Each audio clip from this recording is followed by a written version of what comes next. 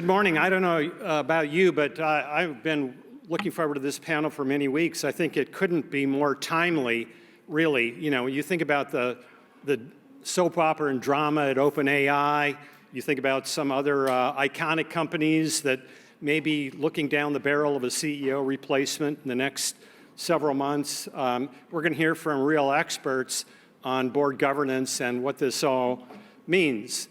We have two panelists and a moderator, all Hall of Famers in what they do. Roxanne Austin leads a company, started a company called Austin Investment Advisors. If they're a Hall of Fame for corporate board members, she would be in it. She's a board member of Abbott Labs, AbbVie, CrowdStrike. She was an 18-year board member of Target and many other companies as well. Carmine Di those of you who have been coming to Monty conferences over the years have gotten to meet Carmine. He leads E&Y as the chairman, the global chairman and CEO of EY, with one of the leading companies, professional service companies in the world, 400,000 employees around the world. And there probably isn't a person who has a better meta view of companies small and large and how they're run. What works, what doesn't work, warning signs that things may be working today and not working tomorrow. So he'll bring that perspective. And moderating the panel is John Chambers, another very familiar face at Monty conferences. John was the CEO of Cisco from 1995 to 2015, grew the company just many times over. I just asked John when we were standing here, how many acquisitions did you do? Because Cisco grew both from internal growth, the field was very hot, but also from acquisitions. Over 20 years, he did 180 acquisitions with a batting average of success that is unparalleled in the field. I just got to, and John is, now runs a seed capital and really kind of an entrepreneurial mentoring firm called JC2. But I just have one little anecdote on John. I hope I don't embarrass you here, but I interviewed John, this is shortly after, in the beginning of 2012. And Stanford had just lost an overtime game to Oklahoma State in the Fiesta Bowl. I think it was the only time that Stanford's ever been in a BCS Bowl, and Andrew Luck was quarterback, and they had everything going for them. And they should have won the game. The game went into overtime, but Stanford's kicker missed a layup field goal, and they went into overtime and lost in overtime. And this speaks to the kind of guy John is. John said, I'm going to call the kicker up. That guy needs buoying up. His life didn't go forever bad because he missed a field goal on national television, which might have been sort of going against the sentiment in Palo Alto at the time that he said that, but he said that, and it speaks to his character, and it's why he's such a great mentor of entrepreneurs. So ladies and gentlemen, please welcome the next panel.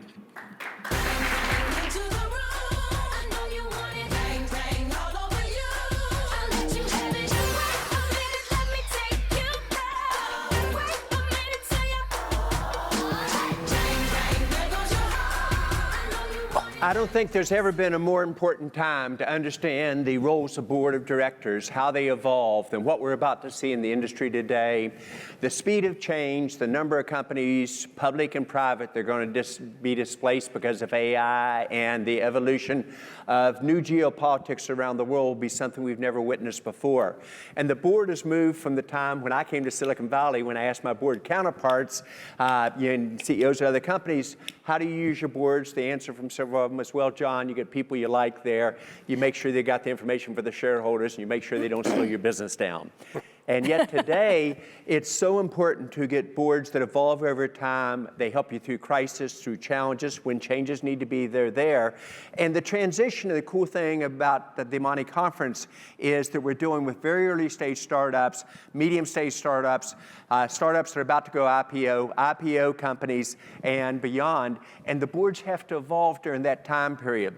So my job as moderator today is to make this both fun, but to also get the really tough issues out on the table table that often people will not discuss. And the ability to be pretty candid for those of you who are startups in the room, how you ought to think about your board and use them effectively, but also for board members, how you must change. The way you were a board member 3 to 5 years ago would not be acceptable today. So this panel today will be a lot of fun, and if you agree with everything I said, as I said earlier, and our team did, I failed. So let's start with the basics, Roxanne, if I can start with you. Sure. You've been on startups, you've been in big companies. Key role of a board, in just 30 seconds, what should it do? And then how do you see the difference between a board in an established, very public company and more of a startup? Well, I think that the most important role of a board is to support the company and help them grow, right? And to be honest with them at all times about, where they are, making sure that they're asking the right questions, that they're thinking about it the right way. The worst thing that can happen in a company is when they're not truthful with themselves. And so I think the board really making them dig deep and understand exactly where they are in the market and their customer and all of that is really, really important. There's a big difference between, I think, large established companies and startups, right? I think in startups, we need to build people around the CEO that can help him build a team, that help him build a go-to-market function, that helps him build, or her build all the functions that they need to be successful in the individual industry that they're in. Whereas in a large established company, you're at a very high level, they already have staffs, they already have great people. It's really more the strategy and the vision and helping them execute that and thinking through that in a different way. So both are fun for me. I love the startup stage because I think there's so much to do in helping that company form itself, its culture, and its future, and how it thinks about what it wants to be, when it grows up. And I also enjoy the large established companies as well because they're the sophistication. Well, when you think about it, there's almost a huge advantage for the startups past a certain stage to get people on the board who've seen the public companies and advised there and have seen the private because they've seen the movie before and can kind of balance it. I agree with that. Carmine, from your perspective, you do this on a global basis. How have the boards really evolved and what is their role today versus 10 years ago? Well, let me first say I agree with everything Roxanne said, and this evolution of the board, John, in terms of startups all the way to a big global company, I think that evolution is going faster and faster and faster. And I think some of the things that we're seeing out there now where there's problems is the board development is actually going too slow versus the company's development. And so I would encourage everyone out there to make sure that you might be a small startup today, but think ahead when it comes to your board, because you don't want to get caught up with, the situation at OpenAI, for example. Yes. But to your question, look, the board today, there are so many issues that companies are dealing with that it's just got to be much more involved than they have been, starting with geopolitical. I mean, almost every board now, there's a conversation around geopolitical. There's a conversation around China. What to do in terms of China, in particular, obviously, if you have supply chains there or if you're operating there. AI is the topic that everyone's talking about. What do we do from a board perspective? What's our role in terms of AI? We want to make sure, and I was at a board convening session last week, and the board members all want to make sure that they understand how is the company thinking about AI? How's it thinking about how it interacts with their clients, customers? How's it thinking about how it makes their business more efficient?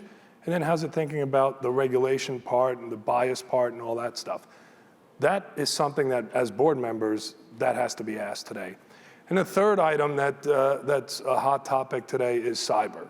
Cyber is, and I think that's going to be more and more of a hot topic as we go through this year, the election, the geopolitical situation. Boards really have to stay on the cyber track. And I would say that with AI, it's actually accelerated the cyber issue, Yeah, correct? absolutely. Because I think George Kurtz said on their earnings call last night that I was listening, actually it was yesterday afternoon, I was listening to it last night. Yes. George said, AI is an adversary multiplier. And I think it's true, right? I mean, AI is just going to make the whole cybersecurity issue, just more of a difficult issue for boards. So we've got about 7 topics just raised in that sequence. Sorry. I'm going to break it down in terms of the pieces. In terms of the board, when you all think about, and I know you're on public boards as well as private, so let's not talk specific companies unless you want to talk about CrowdStrike, because they're up 50 points or something today, which is amazing. Congratulations, Jamie, great pick. But when you think about the role of the boards, I was just on a conference last month with about 200 members of Fortune 100 boards, and they were very much interested in not just what knowledge should they have, but how do they make sure the CEO and she or his team are ahead of it on AI and et cetera. Because instinctively, the boards now know that if the company hasn't got its act together in AI, they really haven't got a future regardless of industry. So talk to me a little bit about what you see the skill sets. If you were having a company that just is going public within this room and begins to build their board for the future, and hopefully even before their IPO, they started to build it, what are the ideal concepts that the CEO and the chairman ought to look at filling in the board with? And you know where I'm going to go next. What are the mistakes that companies make in selecting boards or allowing members to stay on the board too long, not because of age, but because their skill sets don't add as much value, or they start telling the company how to run the business as opposed to balance? Carmine first? Yeah, so I think, John, obviously you want to have diversity of thought on your board, and you want to have different expertise on your board.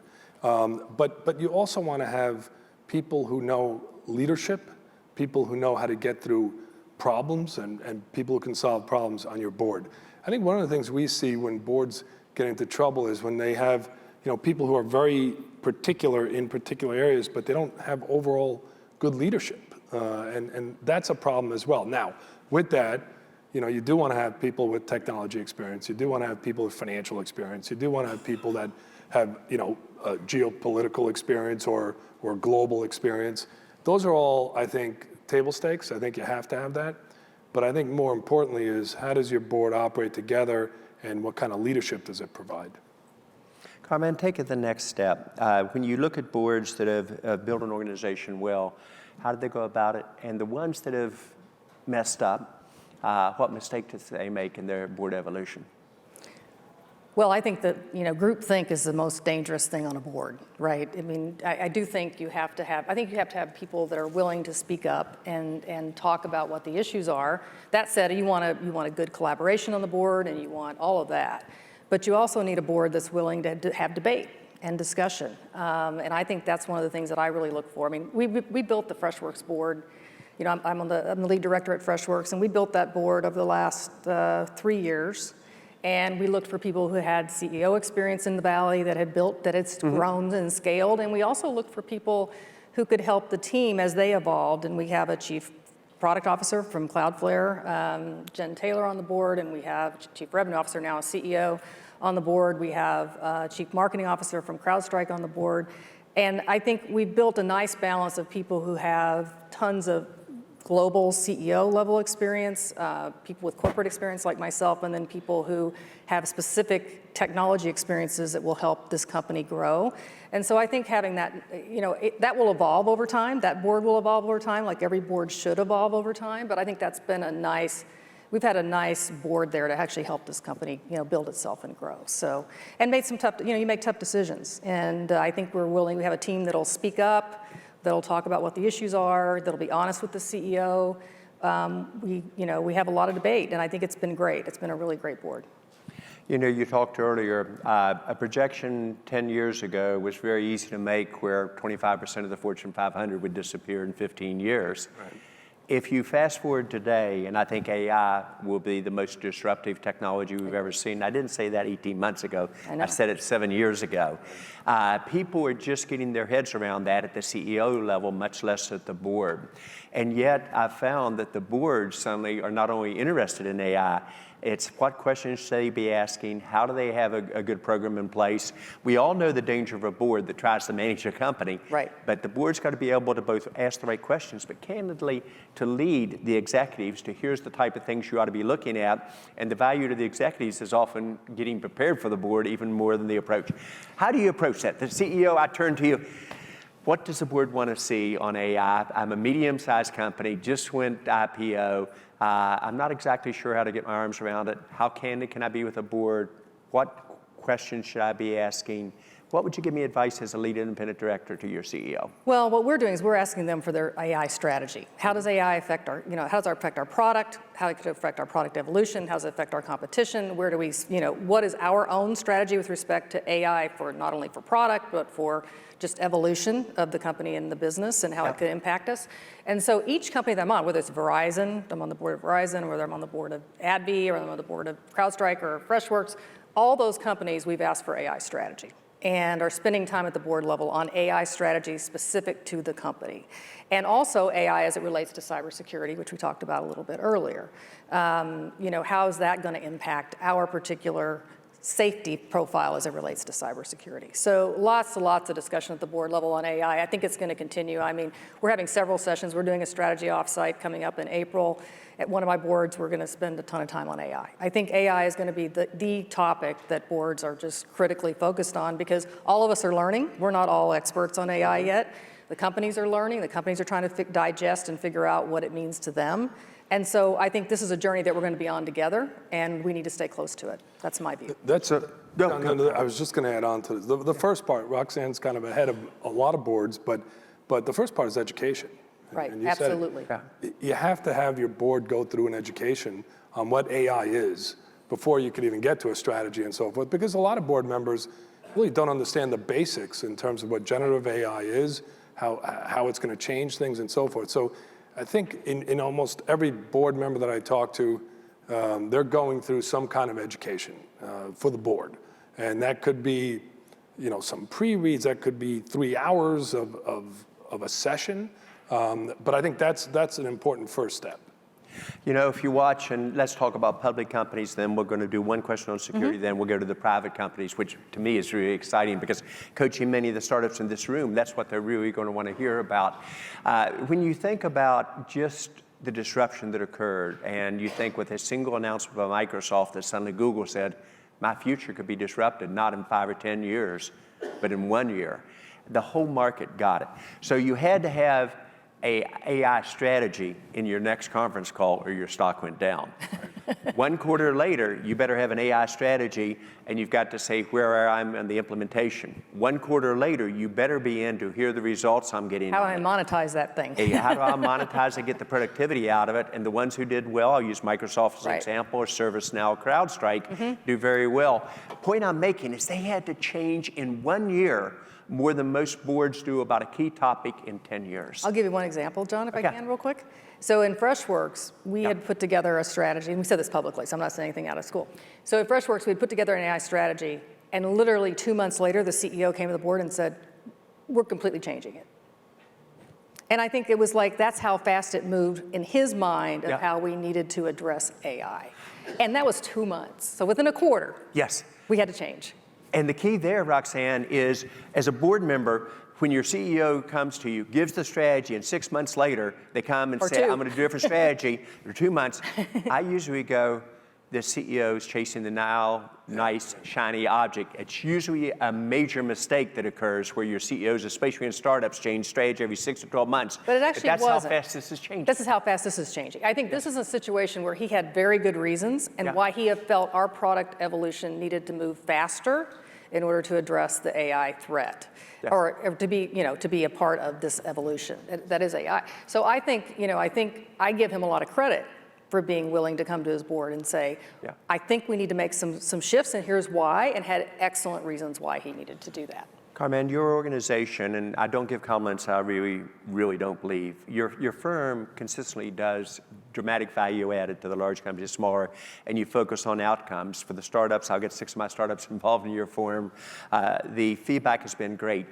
Your words of wisdom to board of directors in both, and the CEOs, because I want the CEOs and management to learn, how should they approach this AI topic with their boards, and how does that evolve? Yeah, so I mentioned this a little bit before. I think in terms of an overall strategy, and we're actually doing this at EY as well, I look at it in terms of 3 buckets, and we tell all board members and all our clients to look at it this way. One is your clients and your customers. Okay, so for us, for example, at EY, how is it impacting how we serve our clients and our customers? Yes. And so we have hundreds and hundreds of use cases going on around the world using AI. And we said from the center, we will only invest in the use cases that are scalable. And that a lot of that revolves around call centers, revolves around just productivity and so Yes. forth. And so how you deal with your customers is point one. Point two is how do you make your business more efficient?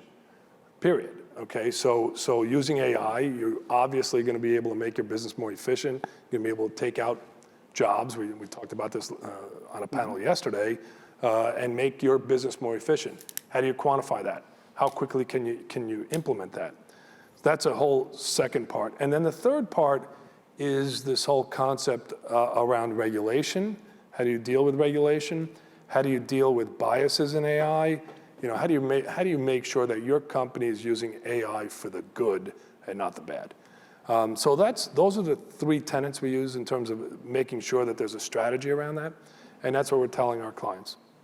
So we won't spend as much AI for the startups, but let me just assume whatever you just heard about public companies, the startups should be moving 10 times faster. Yeah. Right. I would Agreed. not, as an investor, invest in any company, regardless of industry, that does not have a crisp AI agree. strategy I agree.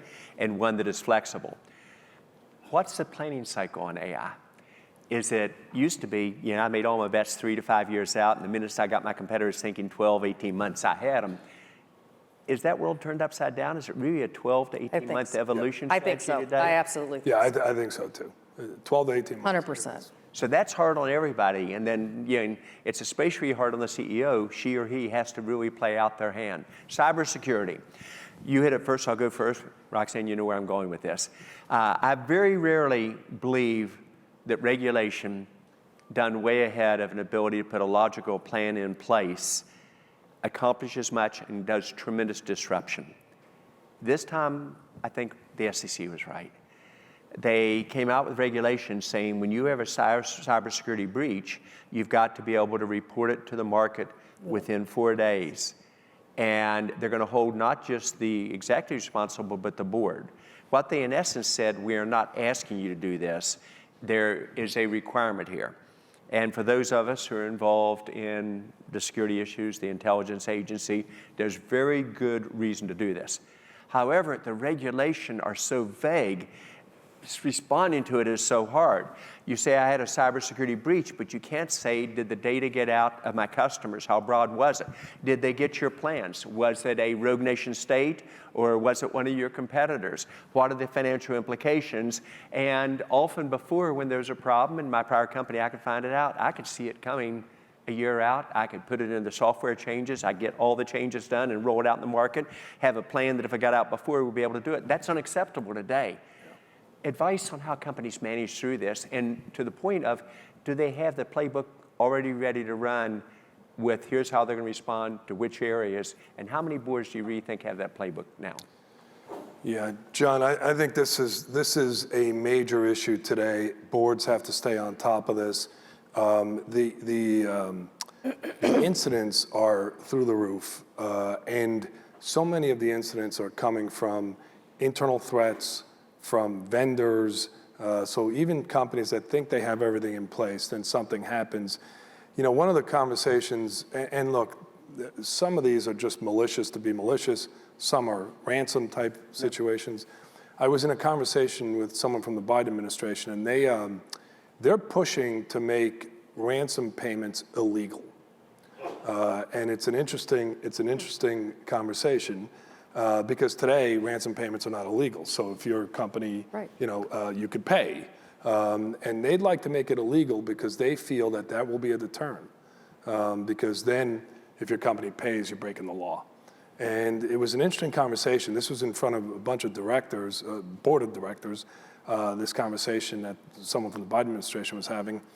And of course, the insurers, there were a bunch of insurance companies there, that cyber insurance is a huge growth area for them, so they're not really for something like this. But,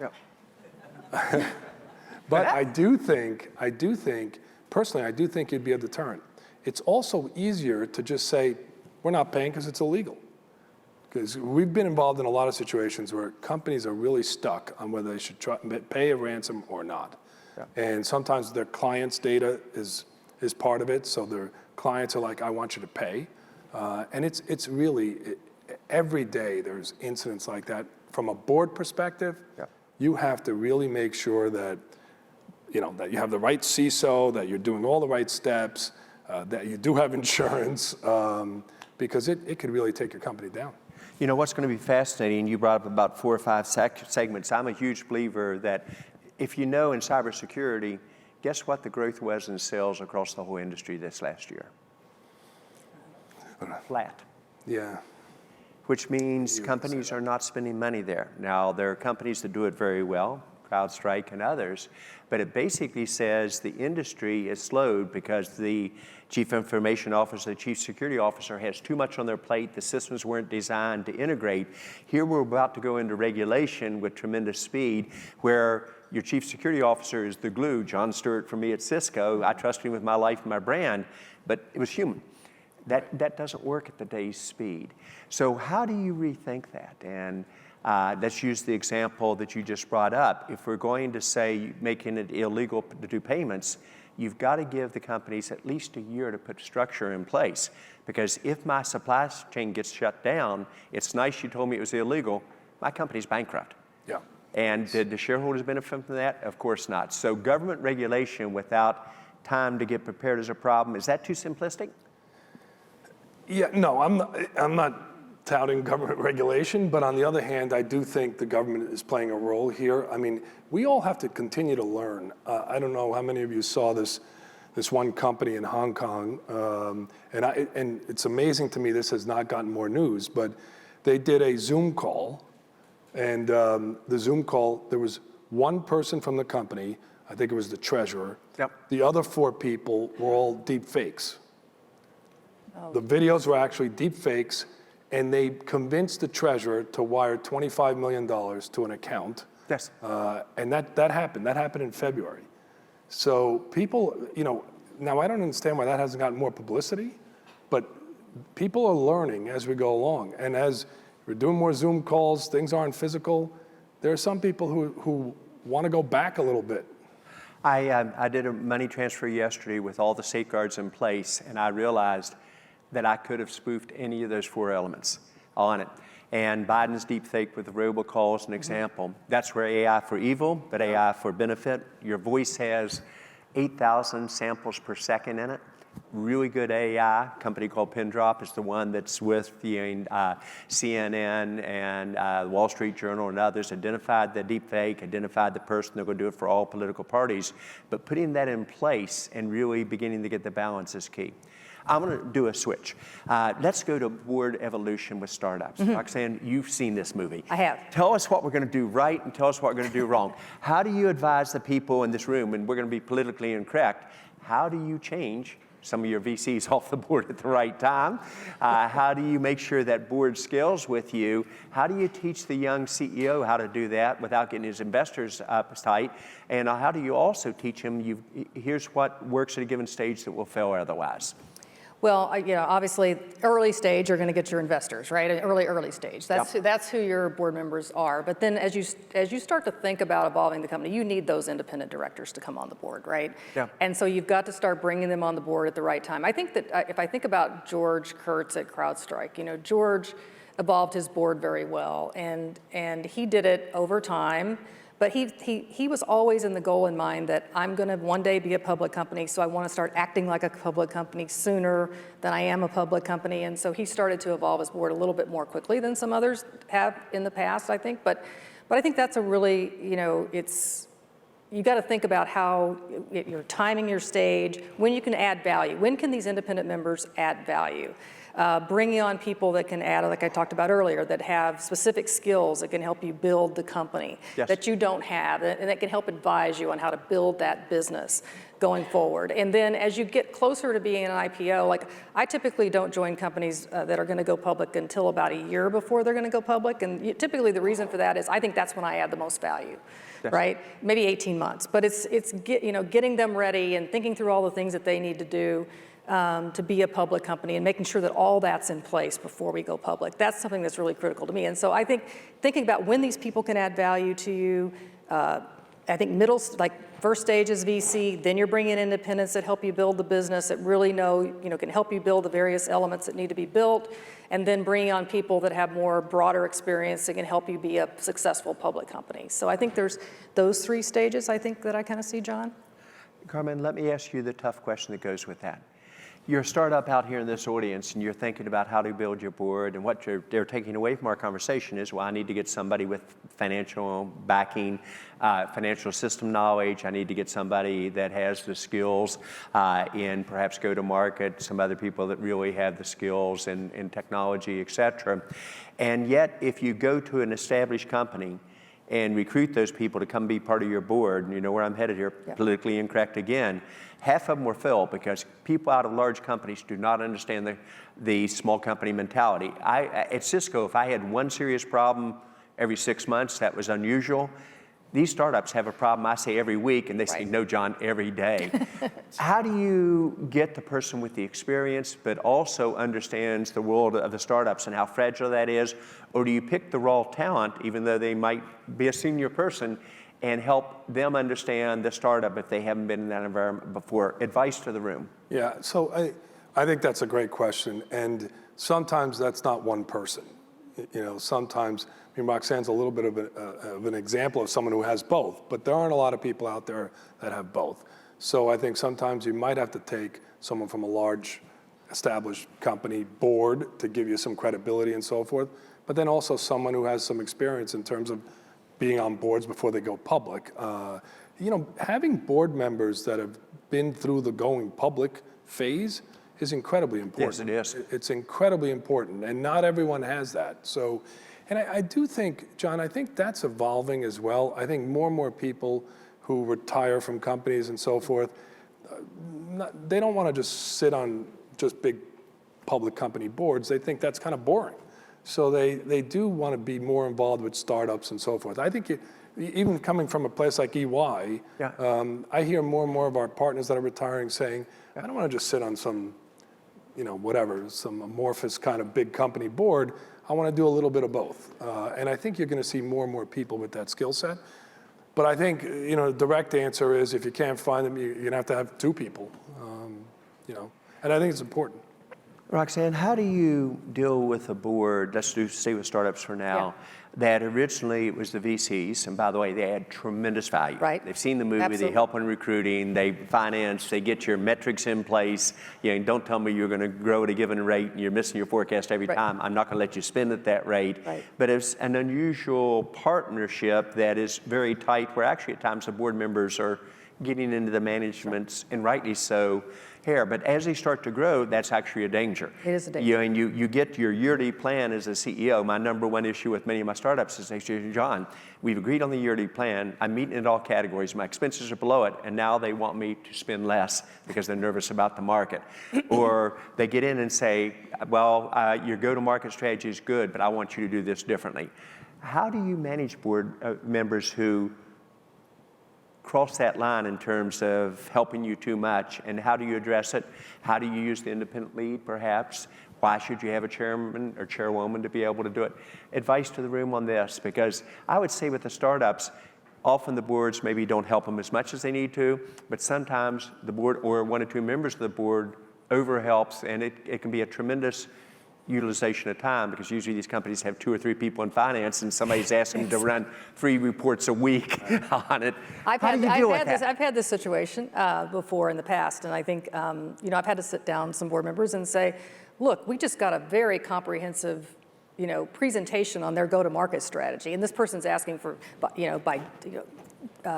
sales rep by geo and this and that and the other thing, and I'm like, way too much. Yes. Okay, way too much. So I think you have to have. I think the lead is important here. to help that CEO to be able to communicate those kinds of things. So sometimes it's hard for the CEO to say to a board member, you know this, Oh, yeah. you know, oh, no, I'm not going to give you, you know, the sales rep by geo, you know, information. They're not going to do that. Yep. Okay, but that's kind of going too far, right? We're trying to manage. Even as a public company, I'd really have to think about hitting a board member that hard with that. Right. But as a startup CEO, It's even harder sometimes, right? So I think you know, choosing a good lead independent director can be helpful in this, or a chairman, you know, in this situation. And I've seen both be very effective in dealing with that. One do you thing, think- John, if I could just add on Yeah, to that. sure. One of the things that I'm seeing, even over the last year or so, is this concept of independent chair. And I know that, you know, the two models, the European model versus the US model, which, in particular in big companies, people are typically CEO and chair. Yeah. If you look at some of the issues and some of the public issues in terms of companies like Disney or OpenAI and so forth, there's more and more talk in terms of having a really good independent chair separate from the CEO. And I think as things go forward, you're going to have shareholders that are going to demand more of that versus less. I know it's controversial, and it's always been this big battle between the European model and the US model. But I think if you look at some of the issues, and I've talked to some of these board members, when there's been an independent chair, it's been much easier to deal with CEO problems, to deal with issues even amongst the board, versus when it's the same person. All right, I know, Roxanne, I know you don't agree. I know you I don't love this agree. panel, by the way. If we agree I know you together, don't agree, we're making but- mistakes. And I see both sides. Yeah. I just see a trend of moving a little bit more that way. I think it depends on the lead independent director. And I think, you know, to me, you can have a strong lead independent director that works really well with the chairman and CEO.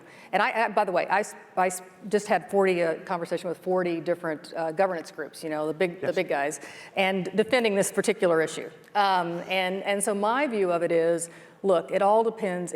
In my view, it doesn't function any differently. I'm the lead independent director at Freshworks. I'm about to take the lead independent director role at AbbVie. Big company, little company. My view of it is, my role isn't really much different than if I were an independent chairman. I don't think it would be any different, to be honest with you, because Right, so you're just saying the title is different, but you're the title's acting different, like but that. the act. I mean, that's- I think a good lead independent director is acting and making sure that all the right things are on the board agenda, and that you're dealing with having the hard conversations with the CEO and doing all those kind of things. I think that. Yeah, what I've seen though, Roxanne, is the board members themselves treat a chair different than a lead director on some boards.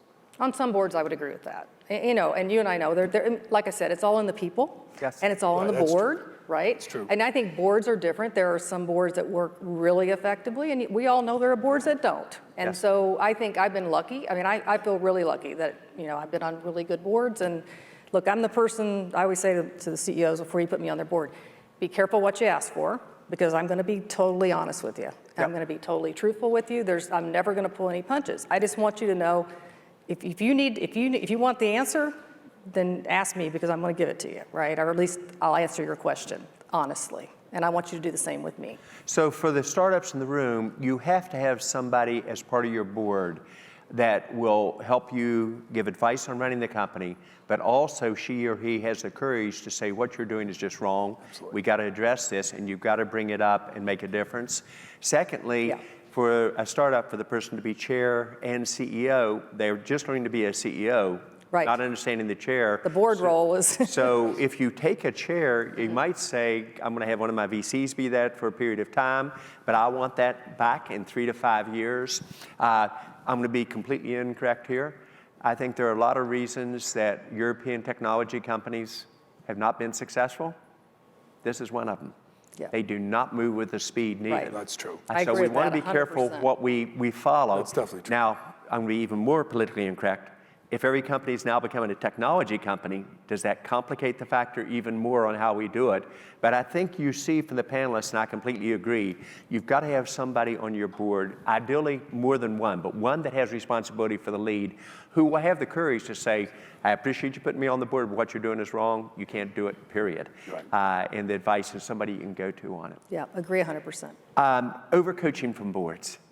How do you help the young startups deal with that? And I'm coming back to that because I do think that's one of the major frustrations I see from the startups. Either the board adds very little value or they help way too much. Is it something you use that independent director more for, or is this something the CEO, she or he just has to develop? Well, I think they have to, I mean, I think the CEO has to have some honesty with their board if they feel like they're, but I think it's hard for them sometimes, right? We all know that. It's hard. How important is metrics?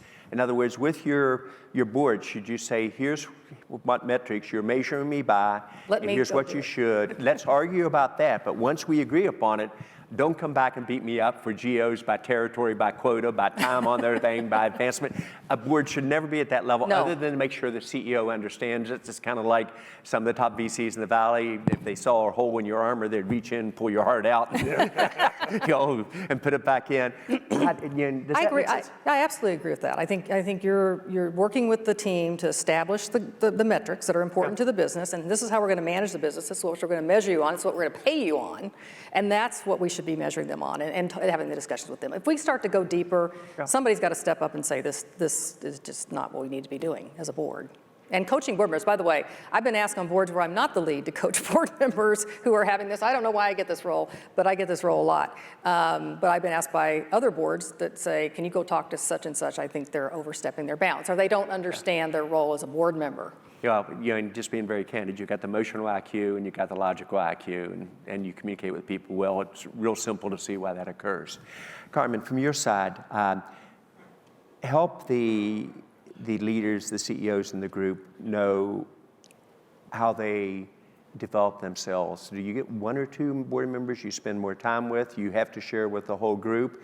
And what I'm after, given the speed we're about to occur, you've also got to have a couple of board members who can spend the time with you, not just board members in preparation, but can spend the time so they can help navigate you through that. Often, candidly, today, it is a very good VC. And sometimes it's not even the VC board member, it might be the management director, Jamie or Samant, even though they have one of their team on the board that helps. How do you advise people on how to do that? Well, first of all, I think this is true if you're a startup or if you're a well-established, global company. I think the CEO needs a few board members that they can really rely on, they can talk to almost every day. That's really almost a mentor relationship. It is. That's important. That's critically important. When I see CEO and board relationships go well, they have that. They have that, and that helps everything. That helps everything. When I see them go poorly, John, it's because the CEO goes into a hole and/or is not transparent with the board or doesn't really talk to the board as much, or the other way around is when some people are overbearing on the board. But Roxanne's right. A lot of times I've seen when that happens, other board members will say, "Hey, John, you're not the CEO. You're not the CEO anymore." That's where you're going to have the board members do it, but it's surprising they don't at times. Yeah, that's true. Under promise and over deliver. Yeah. Hardest lesson for young CEOs to do. And no matter how many times as a board member you tell them, they forget. And yet it destroys the trust in the CEO when she or he keeps giving forecasts they miss on. And then you have to second guess on the expenses, and you have to say, let's spend slower, when the real issue is, I think your forecast is too large. Yeah, how do you cut through that rather than the CEO learn it over a couple of years and get their fingers burned badly in the process? Yeah, this is a great question, and I've seen startups and smaller companies, I've seen CEOs make announcements, want to be out there on social media, want to say something, just bold, and then it comes that it's not true. They don't meet that goal, and so I would really advise the group in terms of startups and CEOs. As you said, don't promise too much. Make sure that you're going to be able to deliver, period. There's a tendency today to promise a lot, to be out there in the limelight. That I think you're just setting yourself up. Well, and you cannot go public until you have, reliable financial information, right? That you have predictability, that you can predict and deliver. I mean, I would not advise anybody to go public until you're at that stage. And so you got to build that in your team. You got to build, we're going to push hard and we're going to push our team hard, but whatever we set for our financial goals, we're going to meet them or exceed them. And we're going to do that over a sustained period of time before we even think about going public. Because when people come to me and say, I want to go public, and I'm like, well, wait a minute, this, last quarter was this, and this quarter is this, and last quarter is, and you missed this by this, and you missed your board plan, and you missed that. Right. We ain't going public, okay? That's just not happening. So let's have that conversation. So I think, building consistency, building trust with your board, meeting your board plan. Obviously, there's going to be times when things happen, right? And we all know that. But that consistency and that level of predictability and is going to be critical to you before you go public. Do not go public until you have that, because you miss a quarter, your first 2 or 3 quarters out of being, public, you're going to get screwed. So I mean, the stock will just tank and everything will be bad. So I'm going to come back to that issue in just a second. Carmen, when you think about the importance of the CFO to the board, how would you explain that to the group here and how boards respond to it, especially to the startups? Because sometimes as a CEO, you say there's the inner circle, it's our team, I want the board to know everything ethically they need to know. But the CFO plays a different role in this area. Your advice to the CFO, but more importantly to the CEO, what they have to do in terms of being effective at any state, but especially with a startup. 100%. Having a credible, outstanding CFO is just number one. Number one. Most important hire the CEO makes after the start of the company starts to grow. Absolutely. Credibility, someone who obviously knows what they're doing. And if you're a startup and you're planning on going public at some point, you're going to want a CFO that knows how to do that. I mean, that's going to be important. I also think it's important the CFO have a relationship with the board.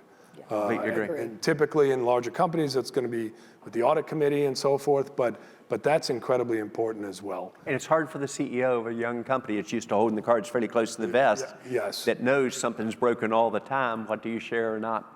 100%. And I always say whenever I'm talking to people about boards is that I got to meet the CFO. Yeah. But like immediately. Like I want to meet the CFO. Yeah. Obviously, you want to meet the CEO first, but I want to meet the CFO as number 2 for me before I even get into the other members of the management team, because I want to make sure that I understand that person. I think they have the right skill set and level of executive presence and ability to describe the company, but understands the company at detail and can be a coach and be a person that really can be that right-hand person to have a conversation with the CEO and tell them the tough stuff when they need to tell them that tough stuff. It's not a CFO that's just doing the numbers. Yeah, we can't do that anymore. The most important hire I ever made at Cisco was my CFO. 100%. But you've got to have the chemistry. Don't misunderstand. chemistry is critical. If the CEO has a great CFO, but there's a chemistry mismatch, it isn't going to work. So getting those right becomes very, very key. I think that's important, John. The chemistry is important. Where I've seen that not work well is when the CFO wants to be the CEO. Yeah. And then they start butting heads. Yep. One of our clients, this happened very recently, and so eventually the CFO left. But that is but you also need a CFO that is broader than just the numbers. Agree. And sometimes Need a strategic CFO. Sometimes recruiting a CFO that's broader than the numbers, but that isn't going to be the CEO, is difficult. Yeah, it's rare that you get a CFO become the CEO in a rapid growth company. Let's just be very candid. Right. And the CFO's got to know their job is not to say this is the next step I want, because candidly, if I see that in one of my companies, that CFO's gone. Gone. On the other hand, you do want a CFO that thinks like the CEO, That's right. who has his or her back, that really thinks through it. I always like something that you've learned about boards or CEOs interfacing the boards that you wish you knew 20 years earlier. What would it be both on the positive side and the negative side? In other words, what would be positive? And then here's a lesson, boy, I wish I'd learned on the negative side. Carmen first. On the this is maybe the positive and the negative. I think the word transparency comes to mind, John. I think where I've seen things work well, it's a transparent relationship. The CEO is very transparent with the board, and they work as a team. Where I've seen things not go well is when that's not the case. And, if I go back years, the first thing I'd say is, you could tell right away. I've been talking to a lot of boards now. I'm retiring from EY, so I'll probably go on some boards. Is that because you hit a given age limit? And Michael Which is Milliken would disagree with that, by the way. Young age limit. Like, Inside joke, but that's a 30. separate It's 30. topic. No. Go ahead. So it's now I lost my train of thought. I got you off track. No, it's important. The transparency part's important. I've seen this where it just becomes problematic. Transparency is number 1. I mean, that's number 1. You've got to be transparent with your board. Don't ever make the mistake of not doing that. I mean, we've had some difficult CEO transitions where we've asked CEOs to leave because they weren't transparent with the board. Transparency is number one. I think building a relationship with your board is critically important as well. You've got to get to know people. You should spend time getting to know your board. You should spend time with your board individually and just get to know them as people, and so you can have that kind of relationship where you could have those kind of conversations. So, you know, I think when the poop hits the fan, that's when you need a board that can really help you, right? So key summary, a board helps you the most during crisis. Right. 100%. Even more than growth. Right. And get a board that can really 100%. help, and they can only help you if you keep them informed. Absolutely. That's right. Roxanne, it is a joy. Carmen, it's a joy. Thank you for taking the time today. Thank you. you, Thank you. Later. Thank you. Thank you. Appreciate it.